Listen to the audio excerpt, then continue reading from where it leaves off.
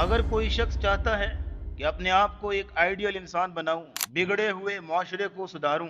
معاشرے کے بگڑے ہوئے نوجوانوں کو صحیح رستے پہ لاؤں، تو پہلی 3 وحیوں سے بہتر کوئی سلیبس نہیں ہو سکتا۔ پہلی وحی سورہ الگ کی پہلی 5 آیتیں، دوسری وحی سورہ مدثر کی پہلی 7 آیتیں، اور تیسری وحی سورہ مزمل کی پہلی 9 آیتیں۔ یہ پہلی 3 وحیاں ہیں جو یہ بتاتی ہیں کہ آپ چاہے ایک لیڈر ہیں، آپ چاہے ایک بزنس مین ہیں، آپ ایک دین کے داعی ہیں، آپ چاہے ایک عام شہری ہیں، آپ کوئی بھی ہیں، آپ کے اندر کس طرح کے اخلاق ہونے چاہیے، کس طرح کے کردار سے آپ کی زندگی مزین ہو،